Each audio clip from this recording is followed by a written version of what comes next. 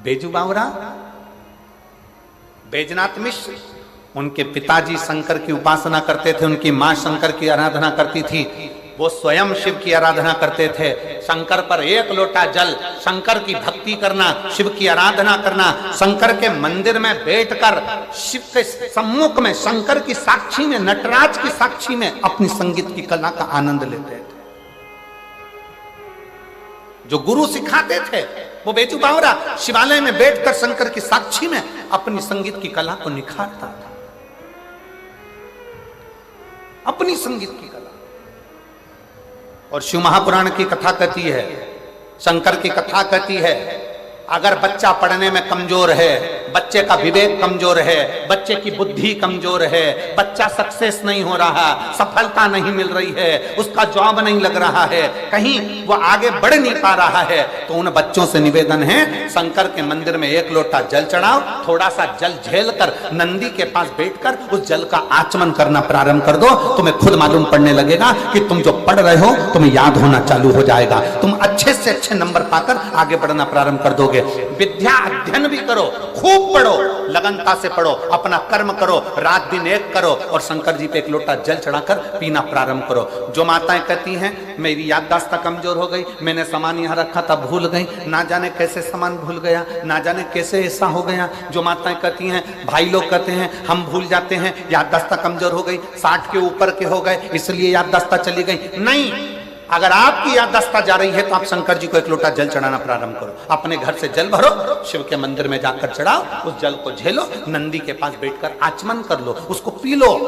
आपको खुद मालूम पड़ेगा 20-22 दिन में, 1 महीने में आपको अंतर दिख जाएगा कि मेरी याददाश्त पहले जैसी थी मजबूत, वैसी की वैसी और हो गई, अब मैं भूल नहीं रही, अब मैं भूल नहीं रहा।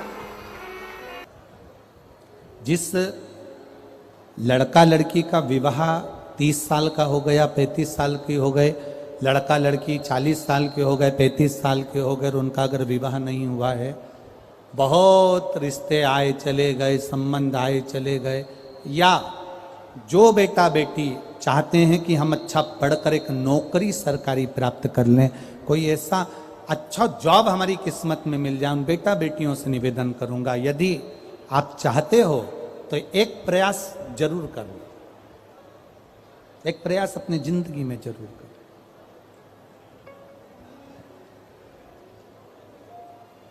शिवलिंग समझ लेना जरा अच्छे से, शिवलिंग जलाधारी गणेश, कार्तिकेय, अशोक सुंदरी, और ये शिवलिंग, और ऊपर भगवान शिव की 5 बेटियां, जया, विषहरा, शामलीवारी, दौतली, देव। 3 प्रदोष या 3 शिवरात्रि। कितनी प्रदोष? 3 या 3 शिवरात्रि।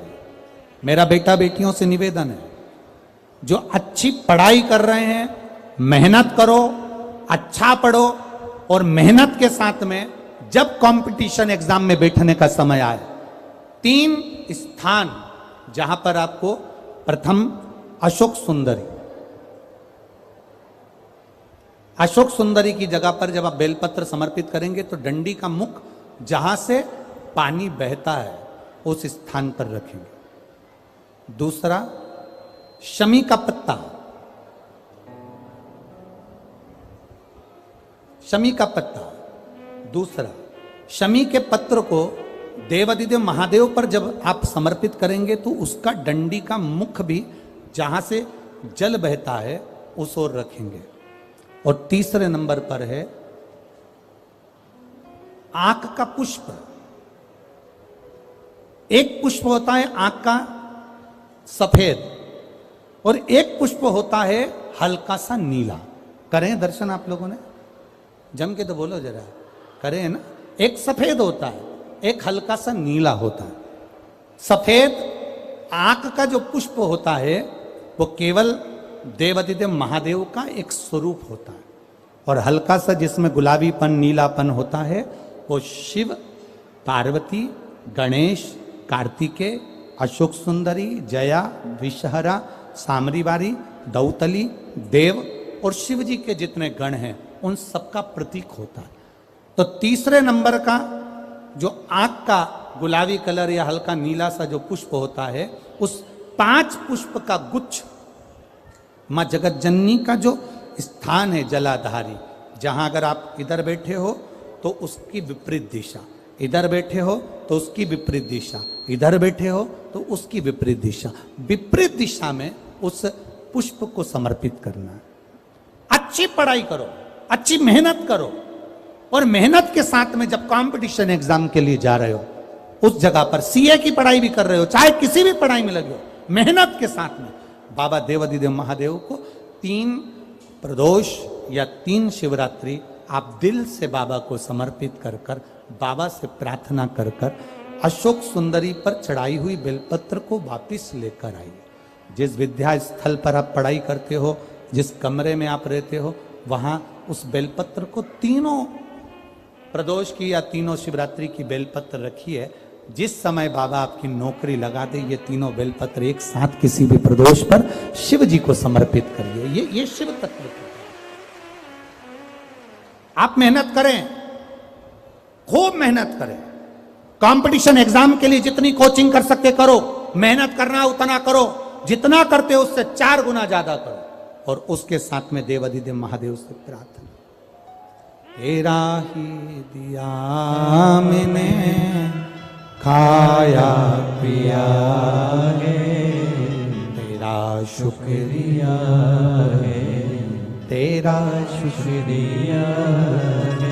अब जिनका मंगल विवाह नहीं हो रहा, 30 साल हो गए, 35 साल हो गए, 40 साल हो गए, उनके लिए भी वर्णन आता है।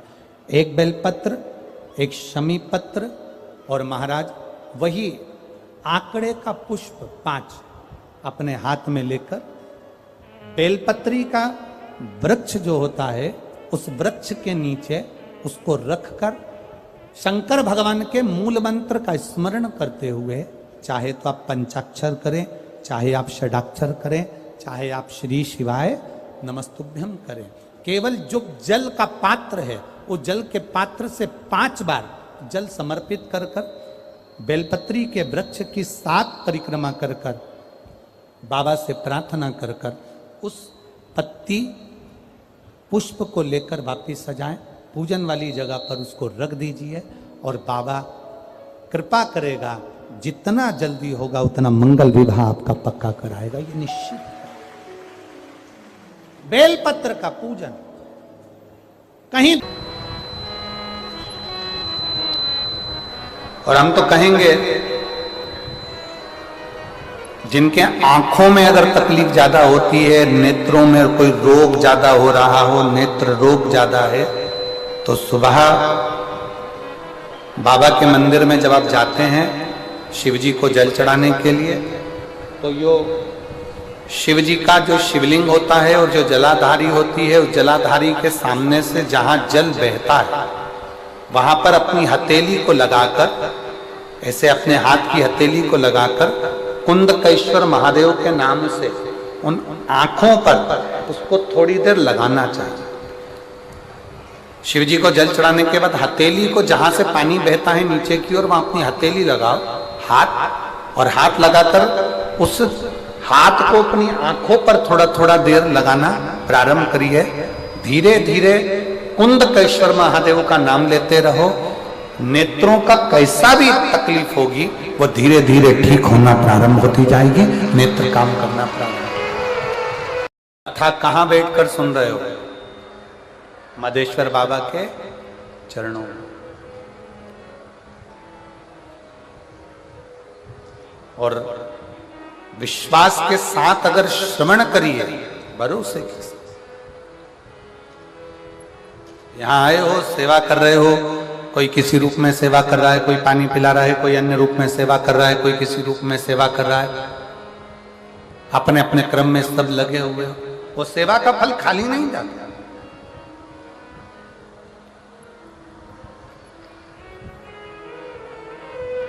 कितना सुंदर है। भारत की भूमि पर जितने मंदिर राम जी के नहीं है, भारत की भूमि पर उससे ज्यादा मंदिर श्री हनुमान जी महाराज के हैं।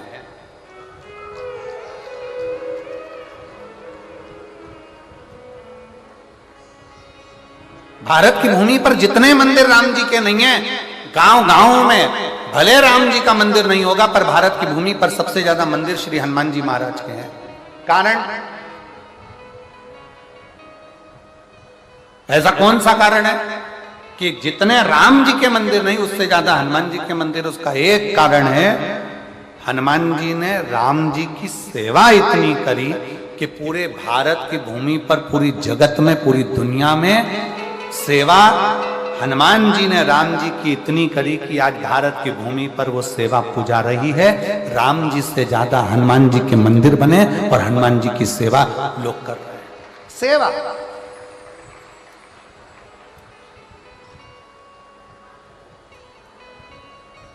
और एक बात और कहना चाहेंगे शिव महापुराण के माध्यम से, भगवान शंकर की कथा के माध्यम से, कि भारत की भूमि पर जितने राम जी के मंदिर नहीं, उससे दुगने हनुमान जी के मंदिर हैं। और पूरी दुनिया में जितना आशीर्वाद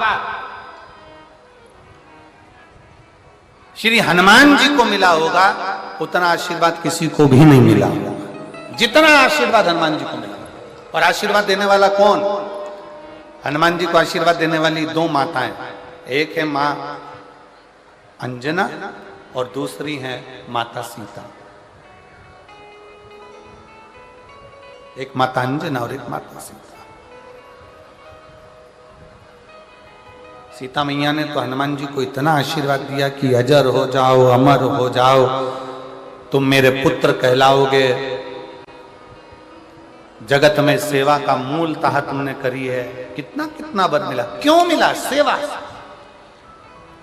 और फिर निवेदन करूंगा, अगर लगे जीवन में, अगर आपको ऐसा महसूस होता है कि मेरे जीवन से संकट हट नहीं रहा, बहुत कष्टप्रद जीवन चल रहा